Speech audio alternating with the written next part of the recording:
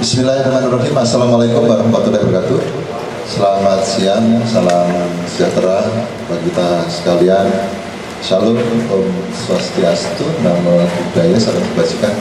Rekan-rekan sekalian, kita berkumpul di gudang di kawasan Cikarang ini dalam rangka pengungkapan sabu jalur internasional.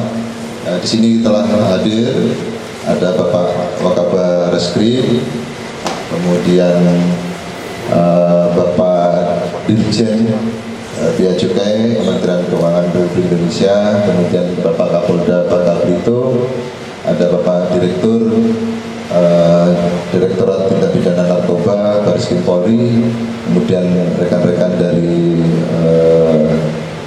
Bea Cukai, tentunya rekan-rekan bisa lihat di sini. Alhamdulillah Baris Krim Polri bersama dengan Pemda Kepulauan Bangka Belitung telah bisa mengungkap sabu seberat 200 kg jalur internasional mulai dari Myanmar, Malaysia, kemudian Kepri, Kepulauan Bangka Belitung, kemudian ke Jakarta. Alhamdulillah kita bisa mengungkap.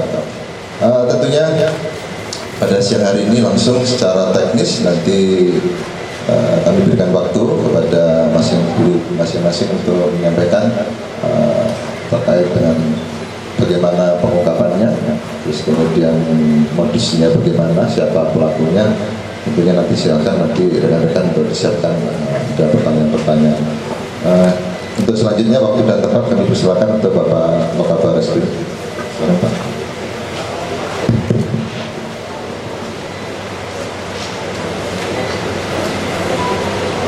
Bismillahirrahmanirrahim. Assalamualaikum warahmatullahi wabarakatuh. Yang saya hormati Bapak Dirjen Bea Cukai, yang saya hormati di sini juga hadir Kapolda Babel, kemudian Karopenmas dan Direktur Tindak Pidana Narkotika Bareskrim, Direktur Narkotika Babel, rekan-rekan media yang saya cintai dan saya banggakan. Pada siang hari ini kami ingin menyampaikan rilis terkait keberhasilan kerjasama antara Bareskrim, Direktorat Narkotika Bareskrim dan Polda Babel, juga dengan jajaran Bea dan Cukai, di mana dalam operasi Sandi White Corn 2020. Adapun keberhasilan ini kita mengungkap 200 kg sabu-sabu. Yang ingin kami jelaskan kronologisnya adalah di mana barang ini, sabu-sabu ini berasal dari Myanmar melalui rute Malaysia, kemudian masuk ke Kepulauan Riau, kemudian Babel, dan terus ke Jakarta melalui Tanjung Priok.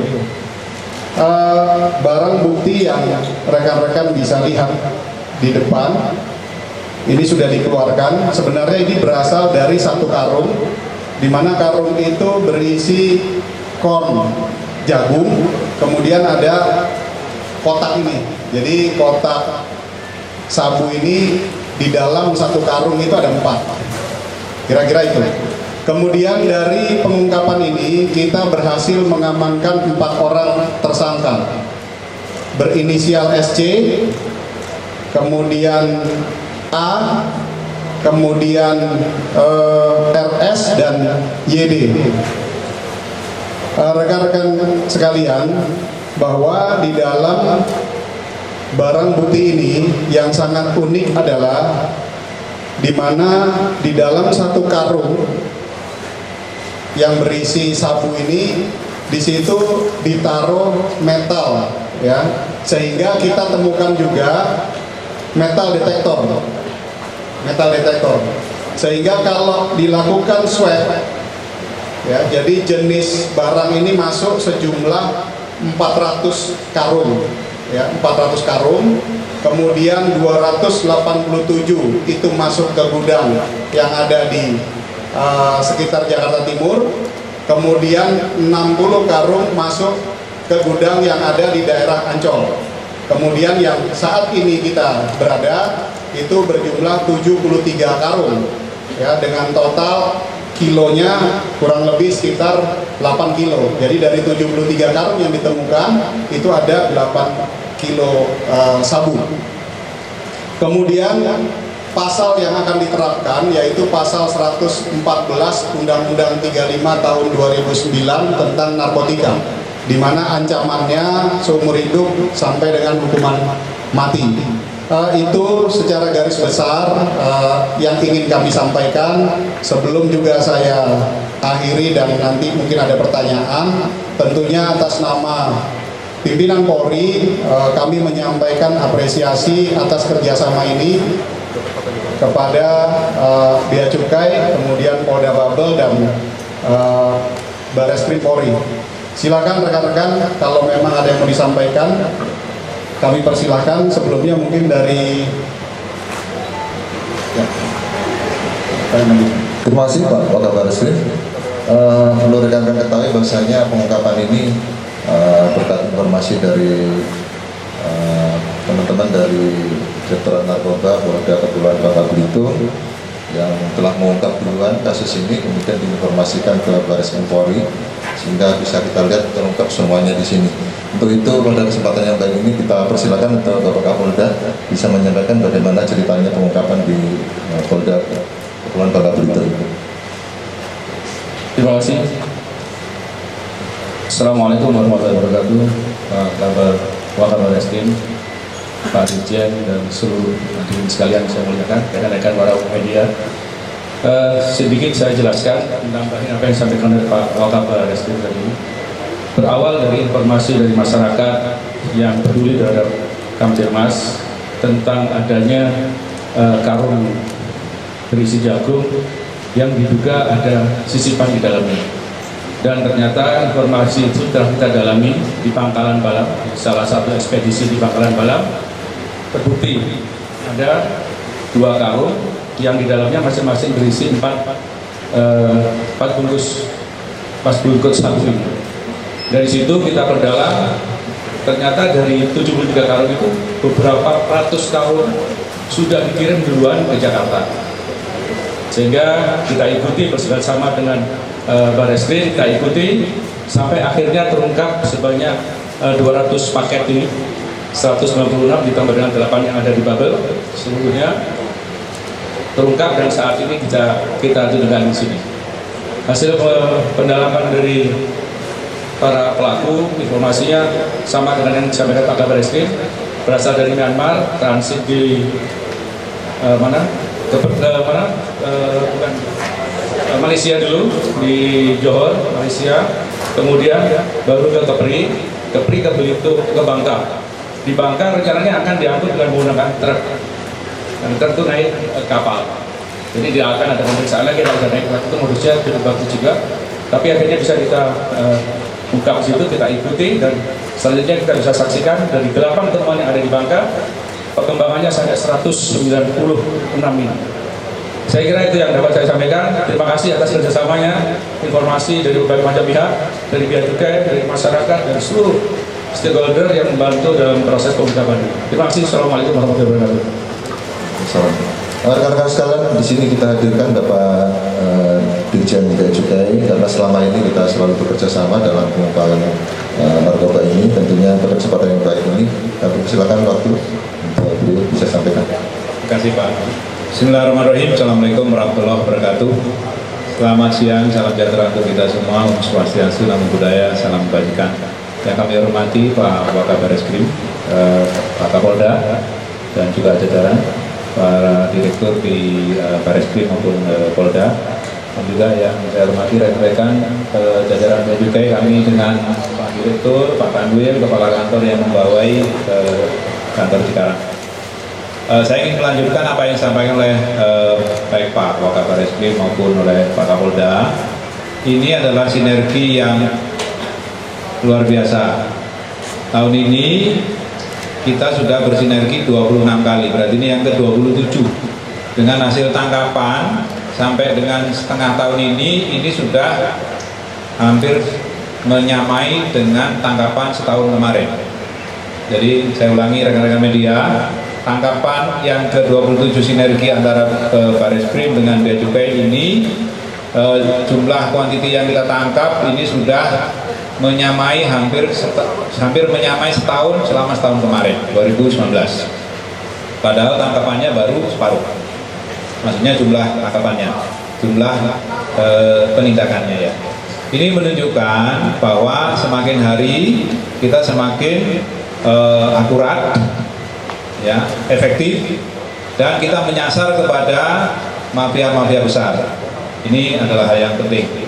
Tadi disampaikan mengenai modus baru. Biasanya kita tangkap itu di atas Aceh, kemudian di situ ada perairan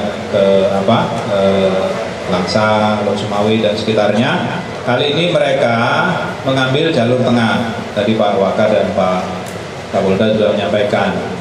Ini alert bagi kita, tetapi sekaligus menunjukkan bahwa mau pakai jalur atas, mau pakai jalur tengah, mau pakai jalur timur, kita ada di mana-mana karena kita memang sinergi. Saya kira itu yang message yang ingin saya sampaikan. Yang kedua, ini adalah modus baru rekan-rekan media, dan yang baru kita lihat ini pakai jagung. Nah, tadi kami sudah rapat singkat dengan Pak Waka dan Pak Kapolda. Ini nanti kita akan jadikan sebagai referensi baru untuk penanganan ke depan. Apakah itu jagung, apakah itu kedelai, ataukah komoditi-komoditi yang selama ini memang tidak kita lihat potensinya, tetapi pada kenyataannya ini sekarang sudah menjadi bagian daripada modus itu. Sebelumnya biasanya mereka melalui kapal kecil Rostadon di Aceh, sekarang mereka menyamarkan dengan jagung. Dan yang kedua, ini mereka memanfaatkan luasnya pantai dan laut kita. Tetapi sekaligus ini juga menunjukkan bahwa kita masih siaga. Meskipun mereka pakai modus antar pulau, tetap aja bisa kita deteksi. Kemudian yang terakhir, saya kira tangkapan kita ini meskipun dalam masa yang sulit, pandemi, tetap petugas kita siaga, baik dari Polri maupun Bea Cukai, termasuk juga dengan BNN. Apresiasi yang setinggi-tingginya kepada rekan-rekan yang di lapangan. Terima kasih kepada jajaran daripada Polri dan juga Bea Cukai yang telah luar biasa dedikasi tinggi di tengah kesulitan. Saya kira itu, sekali lagi terima kasih, dan tentunya kepada masyarakat yang banyak membantu aparat penegak hukum kita. Demikian, Assalamualaikum warahmatullahi wabarakatuh. Waalaikumsalam warahmatullahi wabarakatuh. Demikian rekan-rekan bisa rekan saksikan bersama apa yang disampaikan beliau-beliau. Untuk itu mungkin ada yang mau ditanyakan, rekan-rekan? Ya, silakan. Terkait penyelundupan ini ada mata rantai yang dilakukan BNI di selatan dari kemarin sekarang dan menggunakan beras tindak dan ada kaitan nggak apa pelaku itu. Yang kedua Pak, sebentar. Yang kedua sistem pengawasan Bea Cukai di Bekasi kedua kali Pak ya. Bagaimana pengawasan Bea Cukai yang ada di wilayah sekarang? Itu aja Pak. Baik, untuk pertanyaan yang pertama, nanti kita akan koordinasikan dengan BNN karena tentunya akurasi kecocokan supaya match itu harus melalui laboratorium apakah ini sama barangnya atau tidak. Walaupun mungkin data yang didapat modusnya mirip, ya. Saya rasa itu. Ya, mengenai kayaknya agak susah. Terima kasih. Jadi bagaimana kita mendeteksi ini semua? Jadi rekan-rekan media mendeteksi barang penyelundupan komersil dengan yang narkoba ini pasti beda. Jadi dia nggak pakai dokumen kalau yang ini, ya kan? Itu satu. Sehingga cara kita bekerja adalah dengan menggunakan operasi intelijen. Kalau kita bicara operasi intelijen, kita nggak mungkin sendiri. Ada sinergi dan koordinasi yang kuat di level nasional. Dalam hal ini adalah tadi info awalnya itu dari rekan-rekan Bareskrim, dari Polda, yang kemudian kita ramu dengan informasi kita dan kita lakukan analisa bersama, intercept bersama, ya kita tindak bersama-sama. K9 kita dengan K9-nya Pak Krisna ini udah akur udah ya. Jadi termasuk K9-nya pun sudah kompak ini, sudah bersaudara. Jadi bukan cuma petugasnya yang sudah kompak, K9-nya kita juga sudah bersaudara. Jadi udah, iya, K9 itu anjing ya. Jadi anjing pelacarnya Polri dengan Polri DC itu udah kompak, ya. Termasuk yang bisa ini. Jadi saya kira itu demikian. Ada mau ditanya lagi? Mungkin ada tambahan Pak Wakapolres. Baik, rekan-rekan, jadi dari pengungkapan ini, kerjasama ini, 200 kilo gram sabu-sabu ini kita berhasil menyelamatkan 1 juta jiwa. Sehingga kalau rekan-rekan lihat, 400 karung jagung itu di dalam kemasannya ini ada metalnya. Ya. Nah, di sini ada metal. Ini yang agak unik ya. Jadi tidak semua karung ada isinya. Kemudian ini ada metal. Di TKP kita temukan juga barang bukti ini, metal detektor. Sehingga dari metal detektor ini mereka swab ini. Nah, ini berarti karungnya ada isinya. Kira-kira begitu. Inilah salah satu keunikan pengungkapan yang kali ini. Saya rasa itu tambahan terakhir. Terima kasih kepada rekan-rekan media atas kerjasamanya dan seluruh masyarakat. Wassalamualaikum warahmatullahi wabarakatuh. Apalagi?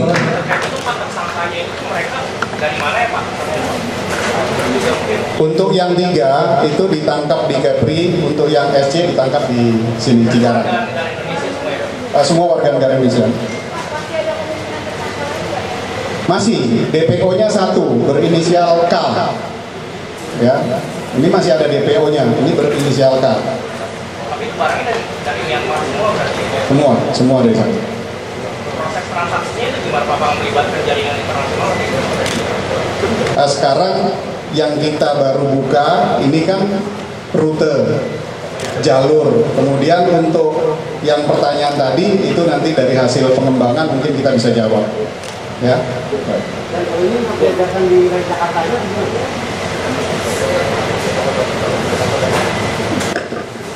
Ini rencananya akan disebar di seluruh kota-kota besar ya yang ada di Indonesia. Ya. Jadi kalau untuk gudang di Cikarang ini jadi tempat gudang atau singgah aja atau seperti apa gitu? Karena tempat ini dipakai sebagai transit ya. Nah, pada saat transit itulah dilakukan penangkapan karena yang berinisial SC tersebut itu melakukan pengecekan. Jadi kegiatan ini dimulai pada hari Selasa tanggal 21 Juli. Ya, kemudian kita lakukan penangkapan pada tanggal 23 Juli pada saat SC itu melakukan pengecekan di sini. Sewanya berapa tadi? Cukup ya. Terima kasih. Saya ingin menambahkan sedikit aja informasi kepada rekan-rekan media. Ini kita lakukan review terus antara Polri dengan Bea Cukai. Ada satu yang menarik di sini rekan-rekan. Pada masa pandemi ini, modus distribusi tadi karena ini kan ditanya, ini mau dikirim kemana? Distribusi yang sekarang menjadi tren adalah melalui perusahaan jasa titipan. Berdasarkan tangkapan kita, 71% daripada distribusi itu dilakukan melalui perusahaan jasa titipan. Kecil-kecil tetapi sering dan banyak. Ya, ini saya kira untuk memberikan kesadaran kepada kita semua supaya waspada. Sedangkan yang modus-modus tradisional yang sebelumnya dominan, yaitu di Tenteng, itu menurun. Karena kan memang PSBB. Sekarang diganti dengan pengiriman melalui perusahaan jasa titipan, ya titipan-titipan yang mungkin online itu. Tapi saya ingin tegaskan bahwa aparat penegak hukum itu ada di mana-mana, di jalur atas, di jalur tengah, di jalur timur, baik di jalur konvensional maupun sekarang yang sudah online. Karena kita punya cyber unit. Kira-kira gitu ya. Terima kasih. Oke, mungkin Bapak-Bapak bisa diangkat barang buktinya untuk sesi foto.